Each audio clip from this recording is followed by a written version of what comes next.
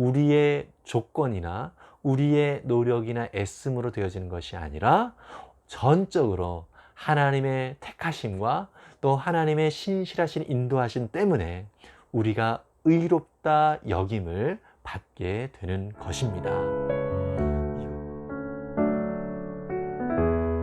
안녕하세요. 이태희 목사입니다. 오늘도 우리에게 귀한 날 주신 주님께 감사를 드립니다. 오늘 우리에게 은혜를 주실 하나님의 말씀은 로마서 4장 1절부터 8절까지의 말씀입니다. 제가 세번역 성경으로 읽겠습니다. 그러면 육신상으로 우리의 조상인 아브라함이 무엇을 얻었다고 우리가 말할 수 있겠습니까? 아브라함이 행위로 의롭게 되었더라면 그에게는 자랑할 것이 있었을 것입니다. 그러나 하나님 앞에서는 자랑할 것이 없습니다. 성경이 무엇이라고 말합니까? 아브라함이 하나님을 믿으니 하나님께서 그를 의롭다고 여기셨다 하였습니다. 일을 하는 사람에게는 품삯을 은혜로 주는 것으로 치지 않고 당연한 보수로 주는 것으로 생각합니다. 그러나 경건하지 못한 사람을 의롭다고 하시는 분을 믿는 사람은 비록 아무 공로가 없어도 그의 믿음이 의롭다고 인정을 받습니다. 그래서 행한 것이 없어도 하나님께서 의롭다고 여겨주시는 사람이 받을 복을 다윗도 다음과 같이 말하였습니다. 하나님께서 잘못을 용서해 주시고 죄를 덮어 주신 사람은 복이 있다. 주님께서 죄 없다고 인정해 주실 사람은 복이 있다. 아멘. 바울은 로마서 3장까지 모든 사람은 하나님 앞에 죄인이고 이 죄의 문제를 해결할 유일한 길은 오직 예수 그리스도의 십자가의 은혜뿐임을 밝히 드러내 주었습니다. 그리고 예수님의 그 은혜로 말미암아 우리는 아무 공로 없이 주님의 귀한 은혜 가운데 들어갈 수 있게 되어졌고요. 구원의 놀라운 은혜를 입게 되었다라고 그렇게 선포해 주고 있습니다. 저와 여러분들은 하나님의 은혜 때문에 그 아들 예수 그리스도의 십자가의 죽으심으로 말미암아 모든 죄가 사함을 입게 되었고요. 그리고 그 은혜를 따라 오늘 구원의 삶을 살아갈 수 있게 되었습니다. 우리가 오늘 믿음으로 살아갈 수 있는 것은 전적으로 하나님께서 주신 은혜 때문에 가능한 것입니다. 그래서 저와 여러분들은 하나님 앞에서 자랑할 것이 아무것도 없고요. 오직 주님의 은혜로 살아갑니다 라고 하면서 주님 앞에 감사하며 나아갈 수밖에 없는 것이죠. 그래서 그 은혜를 알면 알수록 우리는 하나님의 그 사랑과 그 인도하심 앞에 깊이 거하게 될 뿐만 아니라 우리의 삶은 하나님과 함께 동행하면서 하나님이 주시는 그 은혜를 힘입어서 그 뜻대로 살아갈 수 있는 힘이 생기게 되는 것입니다. 하나님의 뜻대로 살아갈 수 있는 그 힘도 우리가 얻는 것이 아니라 하나님께서 전적으로 허락하신 은혜로 주신 것이기에 우리는 주님의 뜻을 이렇게 이루었습니다 라고 얘기를 하면서도 우리에게는 절대로 자랑할 것이 없고요. 오직 주님의 은혜로 이루어졌습니다 라는 이 믿음의 고백을 할 수밖에 없는 것이죠. 오늘 우리가 로마서 4장 1절에서 8절까지의 말씀을 읽었는데요. 오늘의 그 내용 속에는 바로 하나님의 은혜로 말미암아 구원을 얻고 의롭다함을 얻은 사람의 예가 등장을 하고 있습니다. 그 대표적인 예가 바로 아브라함입니다. 여러분 혹시 아브라함의 별명을 아십니까? 아브라함은 믿음의 조상이라고 하는 별명을 가지고 있습니다. 그런데요, 아브라함이 믿음의 조상이 될 수 있었던 것은 그가 그 믿음을 갖기 위하여 애를 쓰고 노력한 것이 아니라 전적으로 하나님의 은혜로 이루어진 것입니다. 오늘 본문의 2절에 보니까요, 아브라함이 행위로 의롭게 되었더라면 그에게는 자랑할 것이 있었을 것입니다. 그러나 하나님 앞에서는 자랑할 것이 없습니다. 성경이 무엇이라고 말합니까? 아브라함이 하나님을 믿으니 하나님께서 그를 의롭다고 여기셨다 하였습니다. 이렇게 분명하게 아브라함은 행위로 구원을 받고 의롭다함을 얻은 것이 아니라 그의 믿음으로 의롭다함을 얻게 되었다. 이렇게 확실하게 표현을 해주고 있지요. 그렇습니다.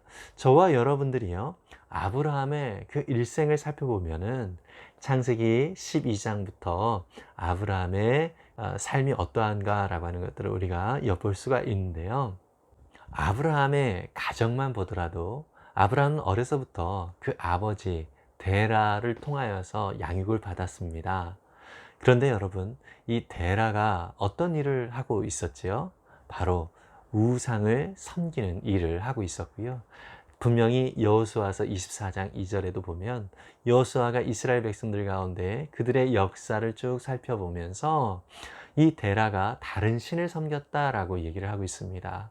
아버지 데라가 우상을 섬기는 그 상황 속에서 이 아들인 아브라함은 사실 하나님을 바라보기보다는 다른 수많은 그 우상들을 더 가까이 했던 아브라함입니다. 그런데 이 아브라함을 하나님께서 콕 집어서 하나님이 약속하신 땅으로 인도하시지요. 이것은요, 아브라함이 하나님의 거룩한 그 인도하심을 받고 싶어서 하나님 앞에 요청한 것이 아닙니다. 그냥 하나님께서 그 아브라함을 택해 주셔서 하나님의 뜻대로 살아갈 수 있도록 그를 인도해 주신 것을 우리는 창세기를 통해서 살펴볼 수 있습니다. 여러분, 그런데 아브라함의 일생 속에서도 우리가 살펴보면은요, 하나님께서 약속하신 가나안 땅으로 그가 이끌림을 받았지만 그곳에서 기근이 있다 보니까 먹을거리를 찾아서 애굽으로 내려갑니다. 이집트로 내려가서 결국 바로왕 앞에 다다르게 되어지죠. 아브라함은 바로왕 앞에서 아내 사라를 아내라고 얘기하지 아니하고 누이라고 얘기를 합니다. 아내라고 분명히 밝혀줘야 되는데 왜 누이라고 얘기했을까요? 그것은 바로 자신의 생명을 유지하기 위함이었습니다. 혹시 자기가 사라의 남편이라고 이야기를 했을 때에 자신이 죽임을 당할 수 있는 그러한 상황이었기 때문인 것입니다. 무슨 얘기죠? 자신의 안전을 위하여 자기 아내 사라는 어떻게 되든 상관없다, 이렇게 생각했던 사람이 바로 아브라함이었습니다. 이 아브라함은 남자답지도 못하고요, 그리고 사람들에게 비난받아 마땅할 그러한 행동을 한 것입니다. 어떻게 보면 너무나 찌질한 이런 아브라함입니다. 그런데 하나님께서 이 아브라함을 계속해서 인도해 주시고 또 하나님의 그 뜻 안에 아브라함을 이끌어 가시는 것을 우리는 볼 수 있습니다. 여러분, 이것이 저와 여러분들이 하나님의 구원의 은혜 가운데 들어오는 과정 속에서 비슷한 과정을 겪게 되는 것입니다. 아브라함의 예에서 보여주었던 것처럼 오늘 바울은요, 우리 역시 하나님 앞에 구원을 받는 방식이 우리의 조건이나 우리의 노력이나 애씀으로 되어지는 것이 아니라 전적으로 하나님의 택하심과 또 하나님의 신실하신 인도하심 때문에 우리가 의롭다 여김을 받게 되는 것입니다. 이러한 은혜를 누리고 있는 것이 바로 저와 여러분들이라는 사실을 생각할 때에 하나님 앞에 감사치 않을 수가 없는 것이죠. 우리가 계속해서 반복적으로 로마서 1장 17절의 말씀을 살펴보고 있는데요. 복음에는 하나님의 의가 나타나서 믿음으로 믿음에 이르게 한다라고 표현을 하고 있습니다. 그 처음 나오는 믿음이라고 하는 이 단어는요, 하나님의 신실함을 말한다라고 말씀드렸죠. 그러니까 하나님께서 그 신실함을 우리 가운데 보여주심으로 말미암아 그 뒤에 나와 있는 믿음은 바로 우리의 신실함입니다. 우리가 하나님 앞에 신실하게 되어지는 것이지요. 여러분, 하나님은 무조건 우리 가운데 믿음을 가져라 이렇게 말씀하시는 분이 아닙니다. 하나님은 충분히 우리가 믿음을 가질 수 있는 환경과 상황을 허락해 주시는 분이십니다. 그리고 그 다음에 우리로 하여금 하나님이 신실하신 것처럼 우리 역시 그 하나님께 대하여 신실하게 나아갈 수 있도록 인도해 주십니다. 마치 부모와 자녀의 관계 속에서 부모가 자녀를 그토록 사랑하고 정말 많은 사랑을 베풀어 주는데요. 이 자녀는 처음에는 그 사랑이 무엇인지 잘 이해를 못합니다. 그런데 이 자녀가 나중에 철이 들면 어떻게 되죠? 바로 부모님이 자기를 얼마나 사랑하셨는지를 비로소 알게 되어지고 그 부모님께 대하여서 효도를 할 수 있는 자리로까지 나아가게 되는 것입니다. 저와 여러분들이 바로 하나님께서 허락하신 그 신실하신 은혜를 받고 있다는 사실을 꼭 기억하기를 바랍니다.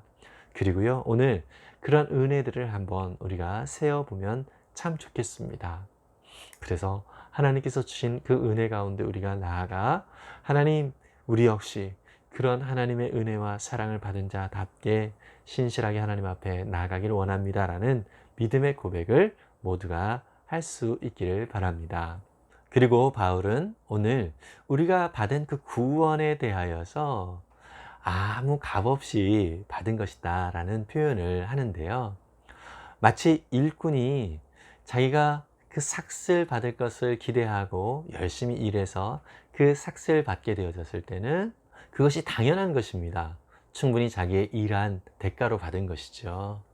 그런데요, 우리가 의롭다라고 인정을 받는 것은 의롭다 인정을 받을 만큼 우리가 애쓰고 노력한 것이 아니라 하나님께서 아무런 공로 없는 우리를 위하여 우리의 모든 죄의 문제를 다 해결해 주시고 그분이 행하신 공로로 말미암아 우리를 의롭다라고 여겨 주신다라고 강조를 하고 있습니다.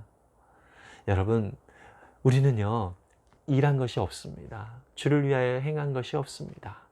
아무것도 없고요. 오직 주님께서 우리를 위하여 십자가의 놀라운 은혜로 말미암아 우리는 구원의 은혜 가운데 나아갈 수 있게 되었고요.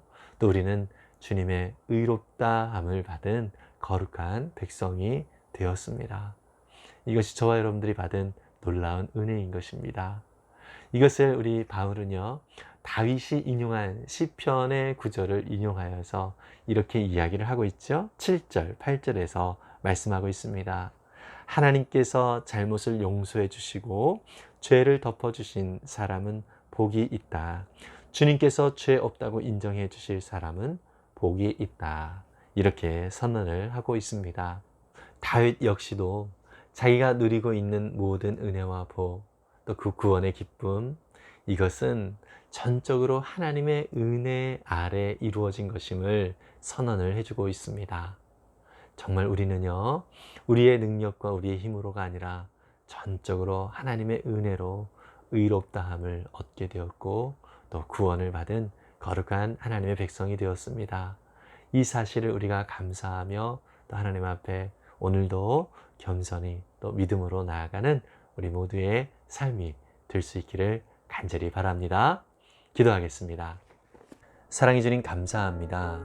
오늘 바울은 아브라함을 등장시켜서 아브라함이 믿음의 조상이 되어진 것은 그가 행한 일로 인하여 이루어진 것이 아니라 하나님께서 그를 위하여 행하신 놀라운 일들로 인하여서 이 아브라함이 결국 믿음의 조상이 되어지기까지 인도하신 모든 과정 하나님께서 행하신 것임을 우리가 확인했습니다. 아브라함이 의롭다함을 입은 것이 그의 믿음으로 되어진 것처럼 우리도 하나님께서 우리 가운데 신실하신 그 은혜와 사랑을 베푸셨기에 우리 역시 그 하나님께 대하여 신실한 믿음으로 나아갈 수 있는 그런 존재가 되었음을 다시 한번 확인합니다. 주님, 그 은혜를 우리 가운데 허락하심을 감사하고 또 우리가 받은 이 구원이 우리의 공로가 아니라 전적으로 하나님의 은혜로 이루어진 것임을 기억하며 늘 감사로 주님 앞에 나아가는 거룩한 하나님의 백성이 되어지게 해 주옵소서. 오늘도 우리를 선하게 인도하시고 또 의롭다함을 얻은 자로서 합당한 삶을 오늘도 주님 앞에서 신실하게 살아갈 수 있는 우리의 삶이 되어지도록 축복해 주옵소서. 감사드리며 예수님의 이름으로 기도했습니다. 아멘. 정말 우리는요, 아무런 공로 없이 구원의 은혜를 입었고요. 하나님 앞에서 의로운 자다라고 선언을 받게 되었습니다. 이것이 저와 여러분들에게 주신 너무나도 큰 은혜이고요. 또 주님 앞에 오늘도 충분히 감사로 영광을 올려드릴 이유가 되는 것입니다. 한번 우리에게 허락하신 그 은혜가 무엇인지를 다시 한번 돌아보고요. 우리가 받은 모든 것은 하나님의 은혜로 주신 것임을 기억하고 오늘도 감사함으로 하나님 앞에 영광을 돌리는 우리 모두가 될 수 있기를 간절히 바랍니다. 하늘 복 많이 받으세요. 샬롬.